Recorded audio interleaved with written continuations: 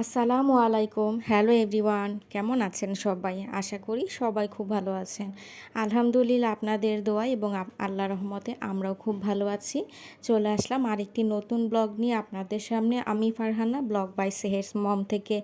আজকের ব্লগে আপনাদের সাথে শেয়ার করব আমাদের প্রত্যেক মাসের শুরুতে যে মুদি বাজারটা আমরা একসাথে করে থাকি সেটা। আগে মাঝে মাঝে আপনাদের সাথে শেয়ার করতাম, অনেক দিন যাবৎ দেখানো হয় না, তাই ভাবলাম যে আজকে আবার না হয় দেখাই যে আমরা সারা মাসে কি কি জিনিস নিয়ে থাকি। আমাদের বাসা থেকে যে দোকানটা থেকে আমরা মালামাল আনি সেটা অনেকটাই দূরে, তাই আমরা পুরো মাসের বাজার একসাথেই নিয়ে আসি, ঠিক যেমনটা মাসের মানে পুরো মাস কাবারির যে মাছ বাজারটা আমরা যেরকম একসাথে করে থাকি সেরকম।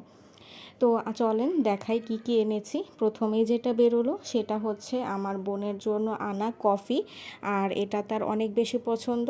এক একবার এক এক ব্র্যান্ডের আনা হয়, বেশিরভাগ সময় চেষ্টা করি যেটা মিক্স কফি থাকে সেটাই আনার জন্য। তারপর আনা হয়েছিল আব্বু, আম্মু, আমি আর আমার বোন, আমাদের চারজনের জন্য চারটা ব্রাশ। তো আব্বু বলেছিল যে আব্বুর জন্য আনতে, তো ভাবলাম যে অনেক দিন সবারটাই চেঞ্জ করা হয় না, তাই সবার জন্যই নিয়ে এসেছি। টুথব্রাশটা অ্যাকচুয়ালি মাঝে মাঝেই চেঞ্জ করা উচিত। তো এরপর আনা হয়েছে আমার মেয়ের জন্য একটা ট্যাং আর কি, স্পি ব্র্যান্ডের। এটা হচ্ছে ম্যাঙ্গো ফ্লেভার। আমার মেয়ে ম্যাঙ্গো ফ্লেভারটা খুব বেশি পছন্দ করে। এটা সাধারণত স্কুলে মাঝে মাঝে দিই বা অনেক গরম পড়লে বাসাতেও খায়। আর এই যে ওর জন্য একটা ফ্যামিলি প্যাকের বড় ম্যাগি আনা হয়েছে। আমি মাঝখানে অনেক দিন এটা স্কিপ করেছিলাম। তো যখন আমরা এই ব্র্যান্ডগুলো সবাই মিলে আর কি ব্যান করেছিলাম সেই সময়ের কথা বলছি।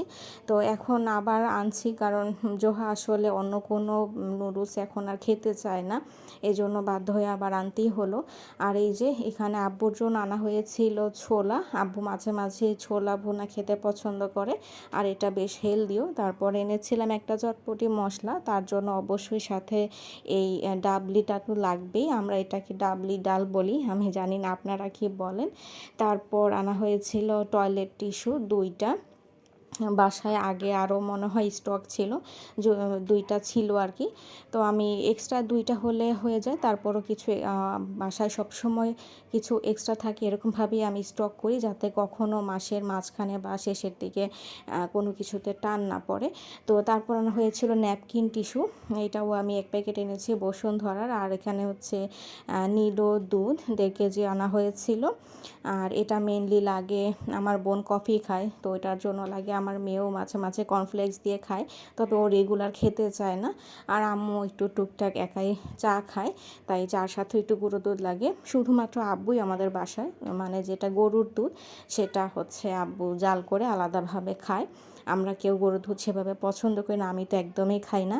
আর নিডোর সাথে অনেক দিন যাবৎ গ্লাস পাচ্ছিলাম, তো এবারও একটা পেয়েছি। এই গ্লাসগুলো জমাতে জমাতে অনেকগুলোই হয়ে গেছে।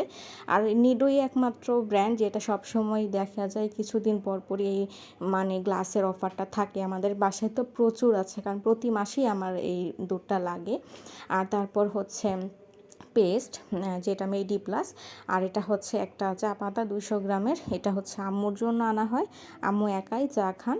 তারপর এটা হচ্ছে হারপিকের টোটাল হারপিক বলে আর কি, এটা বাথরুমের ফ্লোর ক্লিনিংয়ের জন্য খুব ভালো, একদম ঝকঝকে হয়ে যায়। তারপর আনা হয়েছে এই তো পোলাওয়ের চাল। আর পোলাওয়ের চাল বাসায়ও সবসময় এক্সট্রাভাবে থাকে, আর যখন দেখি যে না আগেরটা একটু কমে গেছে তখন একটু বেশি করে আনা হয় আর কি।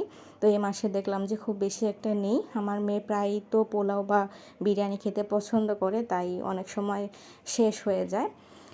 তো এবার 4 কেজি এনেছিলাম। তারপর আনা হয়েছিল কিশমিশ, আর তার সাথে এই তো এটা হচ্ছে একটা খুদ আর কি, পোলোয়ার চালের খুদ। এটা আমি সবসময় অল্প করে আনি, আমার আম্মু এটার মানে খিচুড়ি খেতে বা বিভিন্ন বাটা দিয়ে ভর্তা দিয়ে খেতে পছন্দ করে। সকালবেলা অনেক সময় ছুটির দিন আমরা খেয়ে থাকি। তারপর আনা হয়েছে তেল, এটা তো প্রত্যেক মাসেই লাগবে, এটা ছাড়া তো একটা দিনও চলবে না। তারপর হচ্ছে এটা হলো চিনি, আর চিনিটা আমি হচ্ছে এটাও পরিমাণ বুঝে আনি, যদি দেখি আগের মাসে মোটামুটি 1-1.5 কেজি রয়ে গেছে তাহলে হয়তো আর 2 কেজি মতো কিনি।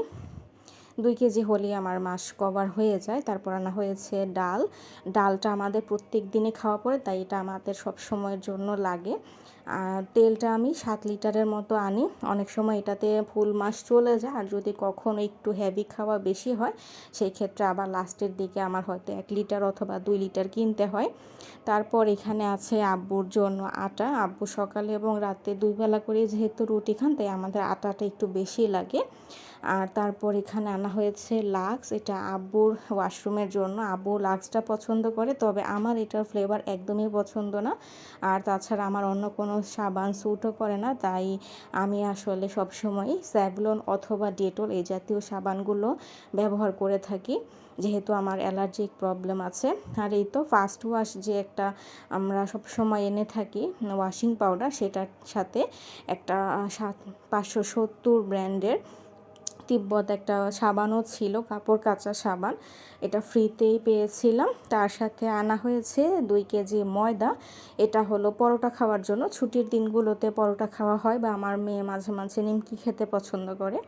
তারপর এখানে হচ্ছে ভীম পলি। আমি বোতলটা কিনি না, যেহেতু বোতল বারবার রিফিল করে নেওয়া যায়, ওইটা তো টাকা দিয়ে বারবার কেনার প্রয়োজন নেই, তাই আমি 3টা পলি কিনলেই পুরো মাস শেষ হয়ে যায়। আর এখানে আছে 2 কেজি লবণ। একটা আগেই বাসায় ছিল, আর একটা আমি নতুন এনেছি। একটা মানে 1.5 প্যাকেটের মতো লাগে, তাই 2টা রাখি বাসায় সব সময়। তো এখন আর কি জিনিসগুলো একটু একটু করে আমি গোছাবো, গোছাতেও তো সময় লাগবে।